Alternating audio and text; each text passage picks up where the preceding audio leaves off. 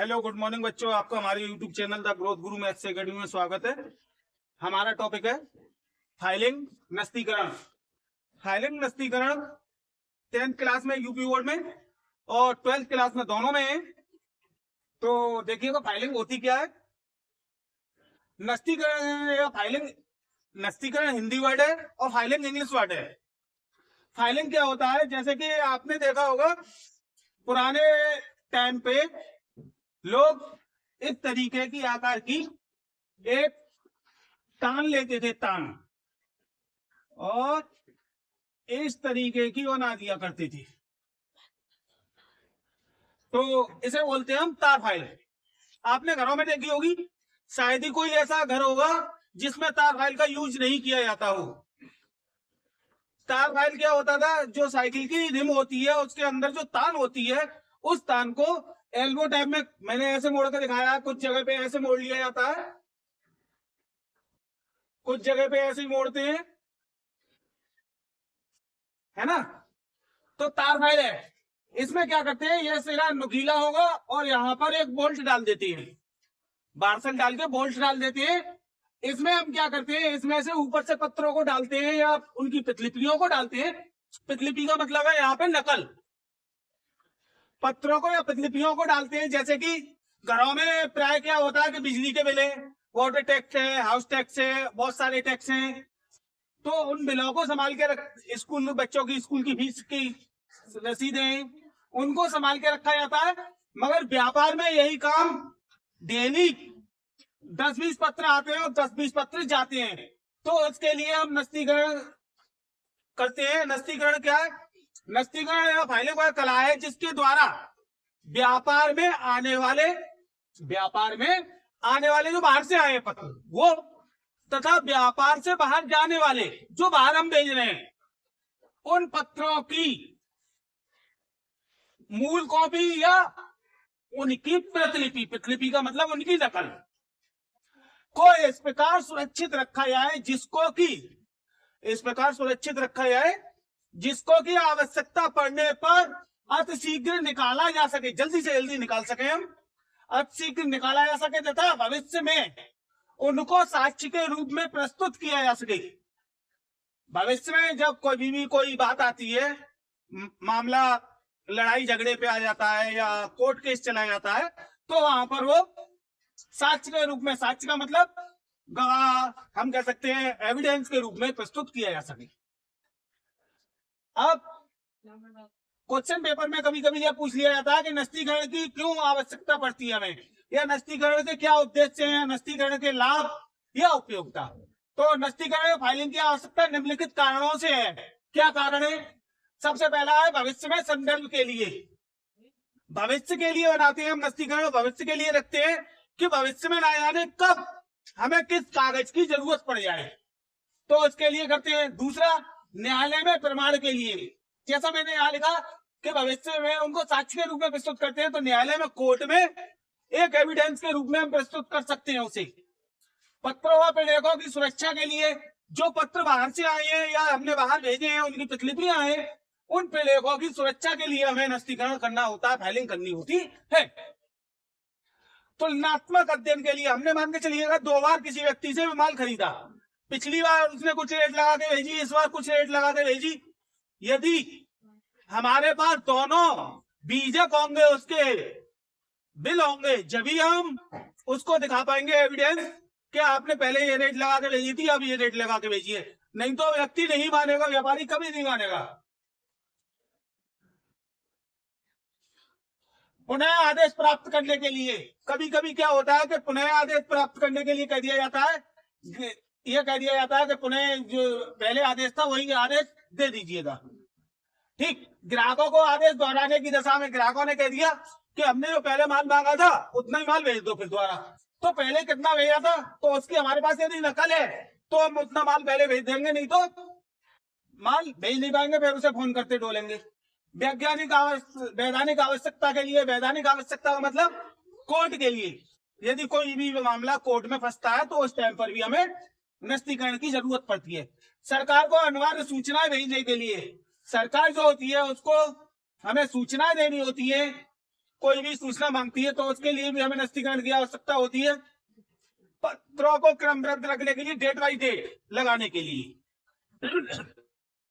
शंका समाधान के लिए मैंने पहले ही बताया आपको कि शंका समाधान के पहले ये रेट लगाई थी, अब ये रेट लगाई है, तो शंका है दोनों में, तो उसका समाधान नस्तीकरण के माध्यम से होगा। पत्रों की सुलभ प्राप्ति के लिए, पत्र आसानी से मिल जाए, इसके लिए भी हम नस्तीकरण करते हैं। किसी नई योजना के निर्माण के लिए योजना बना रहे हैं, तो उस योजना का निर्माण यदि हमें पुराने किसी कागज से करना है तो उसका लिए भी नस्तीकरण की आवश्यकता होती है। अनुक्रमणिका का आधार, अनुक्रमणिका जब हम तैयार करते हैं, अनुक्रमणिका आप जानते होंगे सब, जैसे कि एक बुक में विषय सूची होती है, ऐसे ही अनुक्रमणिका होती है। ठीक, माल के क्रय विक्रय का सही ज्ञान, यानी जो हमने माल खरीदा और बेचा है उसका सही ज्ञान हमें नस्तीकरण के माध्यम से ही होता है।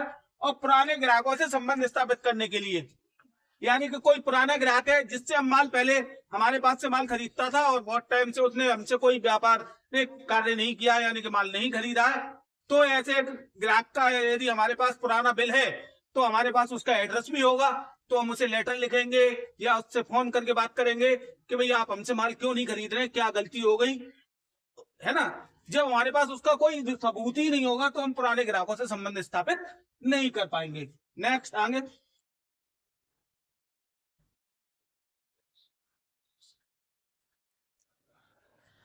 एक आदर्श नस्तीकरण प्रणाली की विशेषताएं, आवश्यक तत्व या गुण। एक आदर्श नस्तीकरण प्रणाली में निम्नलिखित विशेषताएं या गुण होनी चाहिए। क्या क्या होना चाहिए? सरलता, एक आदर्श नस्तीकरण प्रणाली ऐसी होनी चाहिए जिसे कम पढ़ा लिखा व्यक्ति भी आसानी से, सरलता होनी चाहिए उसमें, कम पढ़ा लिखा व्यक्ति भी आसानी से बना सके या कर सके। शीघ्रता, एक आदर्श नस्तीकरण प्रणाली ऐसी होनी चाहिए जिस पर हर आदमी आसानी से पहुंच सके, यानी कि शीघ्र पहुंच सके। तीसरा है मितव्ययिता, मितव्ययिता का मतलब होता है कम खर्चीला। आदर्श नस्तीकरण प्रणाली एक ऐसी होनी चाहिए जिसमें कि कम खर्च हो। नंबर 4 सुरक्षा, आदर्श नस्तीकरण प्रणाली के अंतर्गत यह विशेषता होनी चाहिए कि वह सुरक्षित हो। नंबर 5 लोचदार, लोचदार, लोचदार का मतलब होता है रबड़, जैसे रबड़ होती है उसको हम खींचे अपनी आवश्यकता के अनुसार, चाहे जितना खींच लो चाहे जितना, जब छोड़ेंगे तो कम हो जाएगा, तो उसे बोलते हैं लोचदार। तो एक आदर्श नस्तीकरण प्रणाली ऐसी होनी चाहिए जो कि व्यापार के अनुकूल, जिसे हम घटा बढ़ा सकें।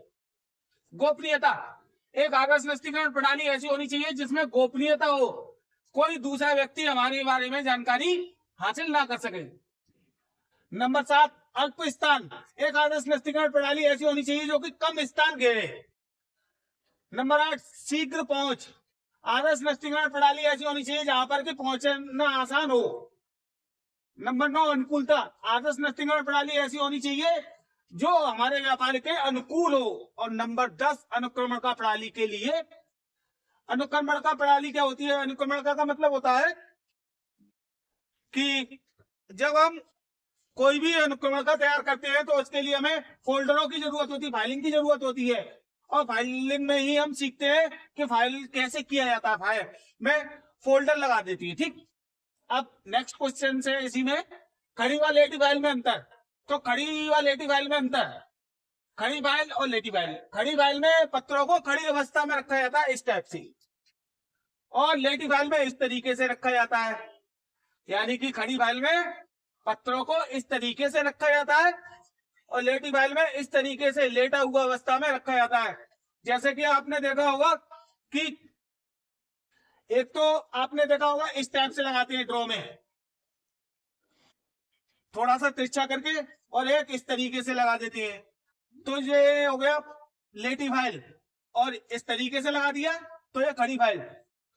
तो इसमें पत्रों को खड़ी अवस्था में रखा जाता है, इसमें पत्रों को लेटी अवस्था में रखा जाता है। दूसरा है इसमें पत्रों के साथ उनके उत्तर रखे जाते हैं खड़ी फाइल में, और लेटी फाइल में पत्रों के साथ उत्तर नहीं रखे जाते।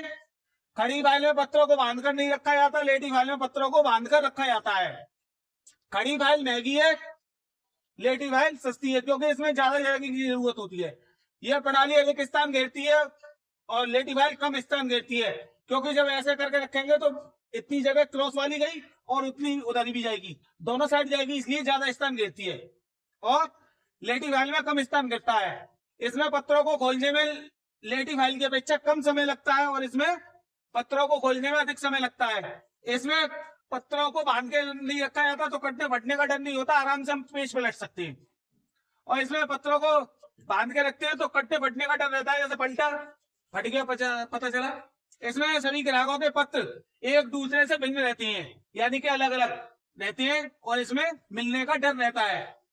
इसमें गोपनीयता रहती है, इसमें गोपनीयता नहीं रहती, क्योंकि सबके पलट रहे हैं हम, पता हमें। और इसमें क्या कि जिसकी फाइल निकलवानी उसी की निकालेंगे। यह प्रणाली बड़े व्यापारियों के लिए उपयुक्त है, ये छोटे व्यापारियों के लिए उपयुक्त है। इसमें लोच है, उसमें कम लोच है। और खड़ी फाइल में फाइल करने में समय कम लगता है, और लेटी फाइल में फाइल करने में समय अधिक लगता है। यदि वीडियो पसंद आई हो तो वीडियो को लाइक, सब्सक्राइब एंड शेयर करें। Thank you.